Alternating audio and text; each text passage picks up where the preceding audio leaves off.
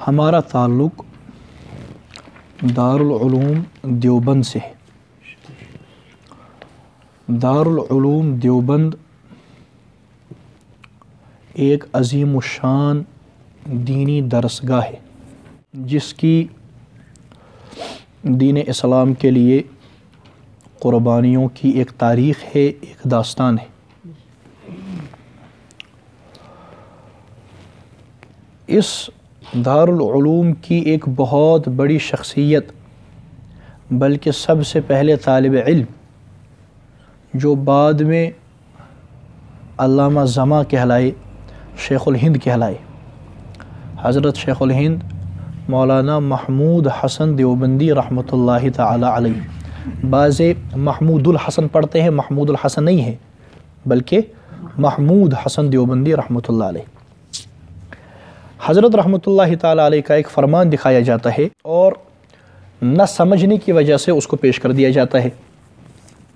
فرمان یہ ہے کہ جب حضرت شیخ الہند رحمۃ اللہ تعالی علیہ جیل سے واپس تشریف لائے تھے تو حضرت شیخ الہند رحمہ اللہ تعالیٰ نے ایک دن بات کرتے ہوئے فرمایا تھا، اس کا مفہوم یہی ہے کہ میں نے امت کے ذبح و حالی پر غور کیا تو مجھے یہ سمجھ آیا کہ دو وجہیں ہیں جن کی وجہ سے ہم اس پریشانی کے اندر مبتلا ہیں۔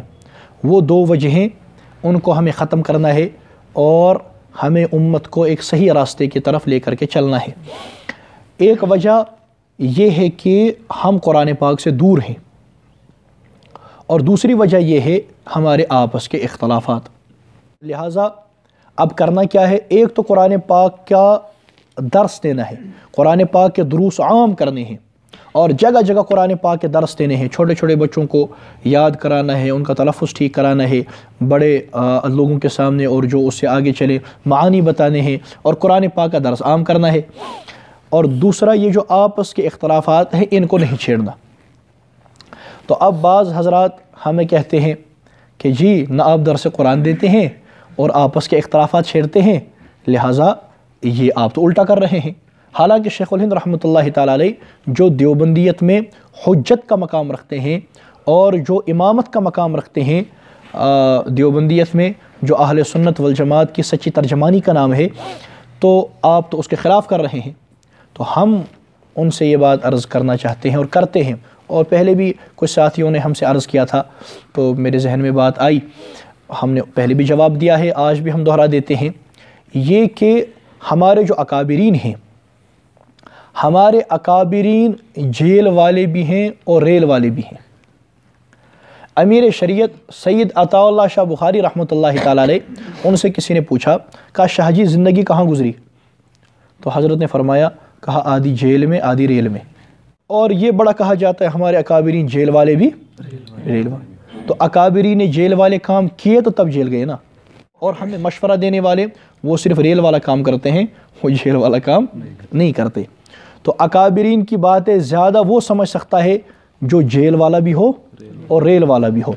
تو ایک صاحب نے مجھے ایک مرتبہ کہا تھا، تو میں نے ان سے کہا آپ ایک مرتبہ کوئی ایسا کام تو کریں نا جو جیل جانے، یعنی غلط کام نہیں، کوئی اچھا کام کرے نا، یہاں تو اچھے کاموں پر لے جاتے ہیں جیل، کوئی ایسا اچھا کام کرے نا، اس کے بعد اب کچھ وقت جیل میں رہیں تو آپ کو انشاءاللہ زیادہ کھل کر کے سمجھ آئے گا اور آپ کو حضرت شیخ الہند رحمۃ اللہ تعالی علیہ کی باتیں سمجھ میں آئیں گی۔ الحمدللہ ہمیں سمجھ آئی ہے اور ہم اللہ کا شکر ادا کرتے ہیں۔ دیکھیے حضرت شیخ الہند رحمۃ اللہ تعالی علیہ یہ جو فرماتے ہیں کہ آپس کے اختلافات نہیں چھیڑنے، جب محمد حسین بٹالوی وکیل، جن کو وکیل اہل حدیث کہا جاتا ہے، غیر مقلدین کے وکیل، جنہوں نے یہ نام اہل حدیث انگریز عدالت سے الٹ کر کے دلایا، انہوں نے جب اشتہار شائع کیا تھا دنیا بھر کے حنفیوں کو چیلنج، اور اس میں مسائل لکھے تھے، یہی رفع یدین وغیرہ وغیرہ، اس کا جواب کس نے لکھا؟ انہی شیخ الہند مولانا محمود حسن دیوبندی رحمۃ اللہ تعالی علیہ نے، ادلہ کاملہ کے نام سے۔ اس کے بعد امروہی صاحب نے اس کا جواب لکھا۔ محمد حسین بٹالوی تو ادلہ کاملہ کا جواب نہیں لکھ پائے، تو بعد میں امروہی صاحب نے لکھ دیا۔ یہ امروہی صاحب بعد میں مرزائی ہو کر کے مرے تھے، تو انہوں نے جواب دے دیا۔ محمد حسین بٹالوی نے کہا میری طرف سے یہ جواب مان لیا جائے، تو حضرت شیخ الہند مولانا محمود حسن دیوبندی رحمۃ اللہ تعالی علیہ انہوں نے اس کا بھی جواب دے دیا، اس کا نام ہے ایضاح الادلہ۔ جب پہلی کتاب چھپی تھی ادلہ کاملہ، اس وقت حضرت امام محمد قاسم نانوتوی رحمۃ اللہ تعالیٰ علیہ زندہ تھے، اور جب دوسری کتاب چھپی اس وقت حضرت اس دنیا سے تشریف لے جا چکے تھے۔ جب پہلی کتاب چھپی تھی نا ادلہ کاملہ، تو انہوں نے یہ کہا تھا کہ یہ ممکن ہی نہیں ہے کہ مولوی قاسم کے علاوہ ایسی کوئی کتاب لکھ سکتا ہے، یہ اصل لکھی تو مولانا قاسم صاحب نے ہے، نام کس کا دے دیا ہے؟ مولانا محمود حسن صاحب کا۔ لیکن جب دوسری کتاب چھپ کر کے آئی تب ان کو یقین آیا ہوگا کہ نہیں، اب تو حضرت چلے گئے، دوسری کتاب کس نے لکھی ہے؟ حضرت شیخ الہند رحمۃ اللہ تعالیٰ علیہ نے، تو لازم سی بات ہے پہلی کتاب ہی انہوں نے ہی لکھی ہوگی، ان کو بھی یقین آ گیا ہوگا۔ دیکھیے یہ شیخ الہند رحمۃ اللہ تعالیٰ علیہ جواب لکھ رہے ہیں، اور ان کے شاگرد بھی جواب لکھ رہے ہیں، بیان کر رہے ہیں، اور دوسری طرف سے فرماتے ہیں کہ اختلافات کو چھیڑنا نہیں ہے۔ جب دونوں باتوں کو ملایا جائے گا، حضرت کے فعل کو حضرت کے قول کو ملائیں، تو یہاں سے بات سمجھ آتی ہے کہ اختلافات چھیڑنے نہیں ہیں، لیکن جب کوئی اختلافات چھیڑے پھر اس کو چھوڑنا نہیں ہے۔ یہ ہے پوری دیوبندیت، اور یہ ہے پورا مسئلہ، یہ ہے مزاج دیوبند، یہ ہے مسلک دیوبند، کہ مسائل یہاں سے چھیڑنے نہیں ہیں، اختلافات یہاں سے چھیڑنے نہیں ہیں، لیکن جب اختلافات چھڑ جائیں، جب مسئلہ اٹھ جائے، اس کے بعد چھوڑنا نہیں ہے۔ یہی مزاج ہے، اور یہ وہاں سے معلوم چل رہا ہے۔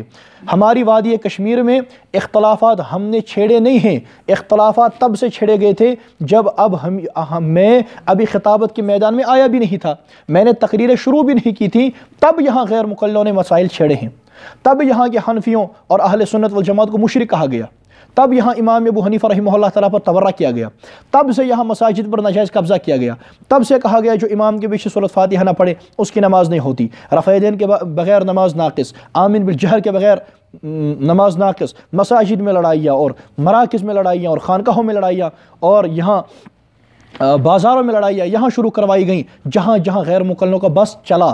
تو یہ مسائل اور پوری وادی اس پر گواہ ہے، منصف مزاج آدمی اس سے انکار کر ہی نہیں سکتا کہ وادی کے اندر جو یہ اختلافات کی بحث چھڑی، بلکہ وادی نے پورے بر صغیر میں جو اس قسم کے مسائل چھیڑے گئے اور یہ ماحول خراب کیا گیا، یہ غیر مقلدوں نے کیا، انہوں نے مسائل چھیڑ دیے ہیں۔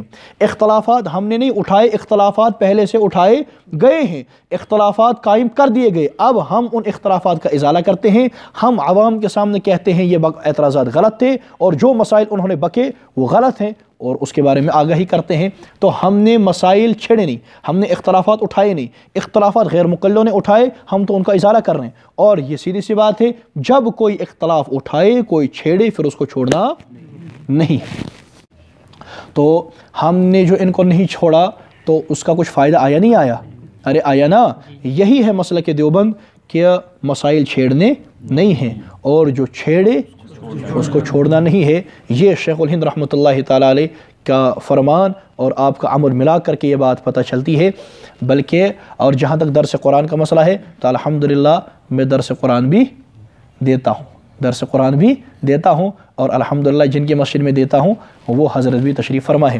تو دیکھیے الحمدللہ ہمیں یہ نعمت حاصل ہے، اللہ پاک ہمیں اکابرین کے راستے پر چلنے کی توفیق عطا فرمائے۔ تو بزرگوں، یہ الحمدللہ ہم مزاج دیوبند کو سمجھتے ہیں، مسلک دیوبند کو سمجھتے ہیں، اختلافات چھیڑنے نہیں، لیکن جب چھڑ گئے چھوڑنا نہیں۔ اختلافات چھیڑ دیے گئے ہیں اور بڑے پیمانے پر غیر مقلدوں نے چھیڑ دیے ہیں، اب انشاءاللہ ان کا ازالہ کیا ہے، کر رہے ہیں، کرتے رہیں گے۔ اللہ پاک ہم سب کو سمجھنے کی توفیق عطا فرمائے۔ سبيل الدموع سبيل مريح تنهدى يا صاحي كي تستريح وبث الدعاء الخفي الصريح يسعك الفضاء الرحيم